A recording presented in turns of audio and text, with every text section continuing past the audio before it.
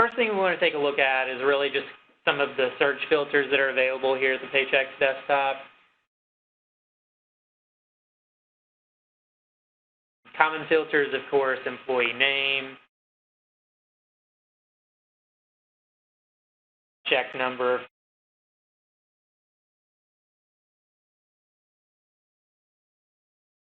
check date, and of course you have pay period start and end. Cost center, department, employee pay type. Employee pay type, that is actually just the salaried or hourly. Not to be confused with business pay type, which actually is a new filter. We actually had several requests for that particular one, so we'll take a look at that here in a little bit.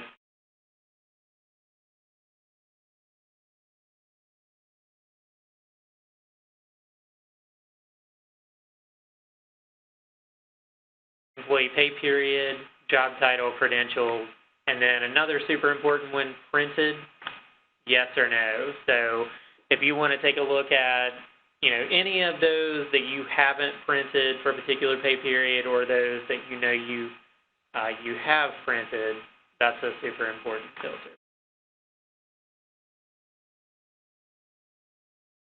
Another thing to keep in mind, the search grid is actually going to default to voided no. So that is going to automatically clip out any voids that have been processed. So if you do need to take a look at any of the voids, you would definitely need to flip this to voided yes. So just keep that in mind, like anytime you X out of this, anytime you hit the search Paychecks and refresh the grid, that will be part of the default.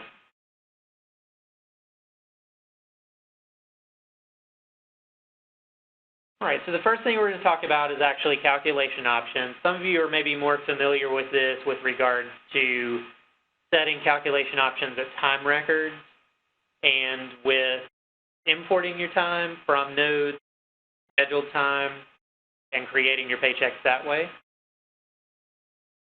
The same goes here if you need to set your calculation options at Paychecks, if you're needing to do a manual check, if you're just needing to do a one-off, or let's say you're creating paychecks for salary folks and you don't have the import option turned on, you would actually set your calculation options first. So really step one in creating manual checks. So to do that, we're going to, of course, select our check date. I'm going to select one in the future here. Let's plug in some dates. Again, you would adjust any of the tax settings as needed. Deselect any of the deductions as needed. They are all selected by default. So any of those that let's say you're doing like a third run for a particular month and you don't need to remove, health insurance, something like that. Some of you are probably familiar with setting those calculation options back at time records if you're doing import. Same thing goes here with regards to setting calculation options and the deduction. Another thing to keep in mind, these settings will actually remain in effect for the duration of your session. So once I save these calculation options, if I'm zooming around, I'm going to any of these other desktops, if I go back to clients, if I need to make any adjustments up here to employees, those calculation options will stick.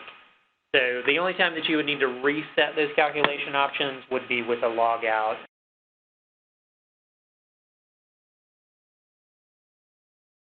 Take a look at adding a check, doing a manual check.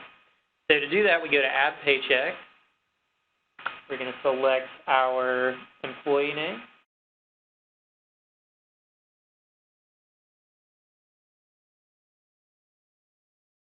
Notice that the check date and the pay period start and end are going to auto-populate based on our calculation options. Let's go ahead and manually plug some of that time in. Let's say we actually have some salary time here. We also have some individual hourly time. Let's go ahead and plug some of that in. Let's say this individual is pulling some double duty here. We're going to talk a little bit about the salary reduction with regards to all of this and with regards to the new filter that we have. So some really cool options there. So let's go ahead and actually save this time. Notice we get this warning. Employee has salary and hourly pay types with non-zero units and reduced salary has not been performed. The system will detect if you have both the hourly and salary pay type and you don't perform a salary reduction, you're going to get this warning. I'm just going to go ahead and answer yes to this, that I do want to continue processing without reducing the salary so that we can create the check stub and so we can do some demonstration of the new filter. So obviously, salary was not reduced in this case. So of course, we can filter to check date.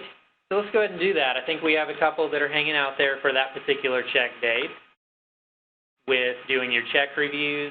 Obviously, this is going to be for your unprinted check, and this is going to give you the check date. Of course, you're going to filter by check date or by pay period typically, or printed no.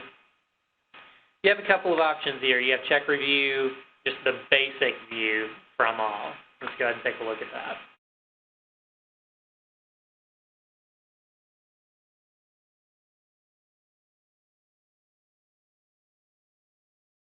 At the bottom, it's going to give you that nice summary page. If you just want to get the summary page by itself, that's the second option. Check review summary from all. And so if you select that option, you're going to get those pay totals. And then the last option you have is actually an unformatted option. That's really good for exporting. Of course, the next step in this process will be to actually print these checks. We can see, of course, these have not been printed. We don't have a check number associated. We could, again, have two options here, from selected or from all. If we wanted to individually select checks and print from selected, of course, there's your option. And then print from all is going to be from a pre-filtered view. Obviously, in this case, we have filtered by check date. So next, let's take a look at another pay period.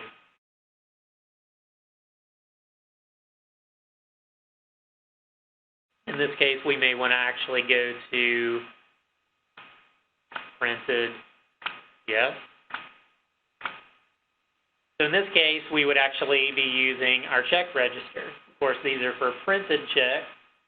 So we can use the check register here, very much like the review. We have our from all option. We have from selected from all for a summary, and we have our unformatted view. Again, here's an example of the summary.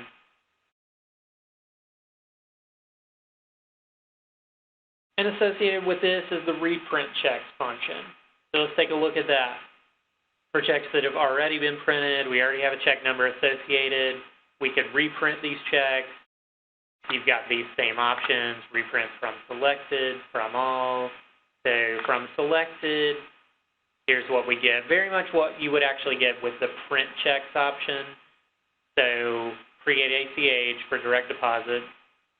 You actually have a grouping by cost center option and then sending the check stub notification to the employee. Any of these that you would need to select, you're going to do at that time and then hit. Void checks, very much the same thing. If a check has already been printed, we already have a check number associated, and for whatever reason you needed to void from selected, from all, or some of your options. And, of course, don't forget about saving a view if, for whatever reason, you needed to save a view here. Let's say, for instance, you wanted to save a view for printed, or let's say maybe for not printed.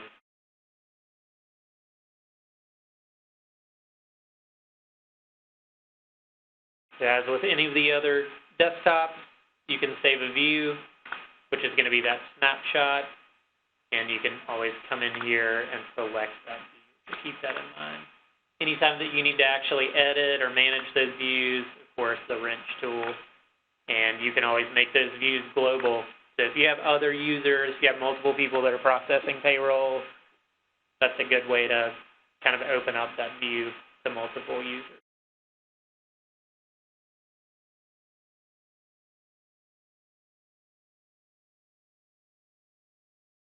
There are 3 new filters right here at the bottom. First one, super important. I know some of you guys are probably doing the salary reduction function.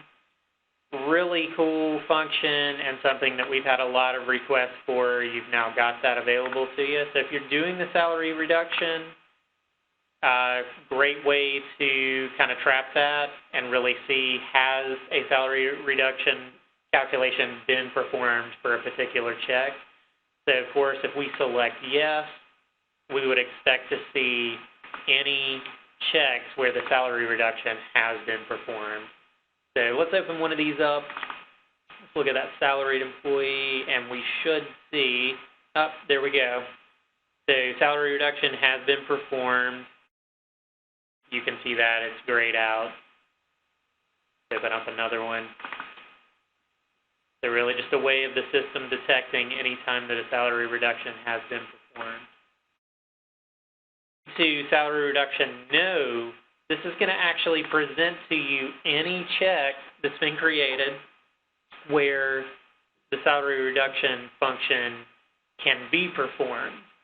So anytime that the system is going to detect both hourly and salary time, and that function is available and the salary reduction calculation has not been performed, if you select no, let's take a look at that. This is that very check that I created where I did not reduce the salary. Let's go ahead and actually do the salary reduction. Let's go ahead and perform that. And we're going to save and calculate.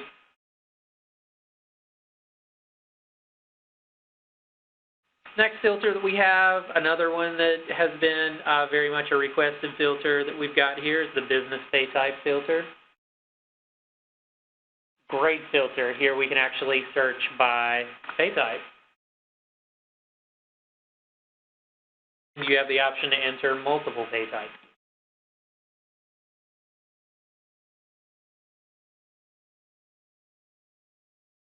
So as we open these up, obviously, I know one of the pay types we entered, staff respite.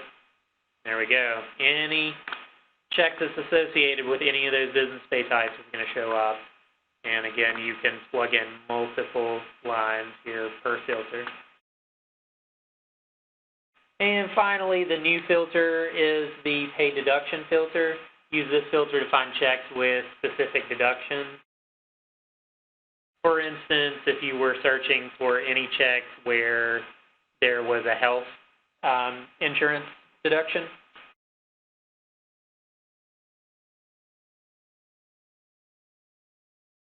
and just to confirm that,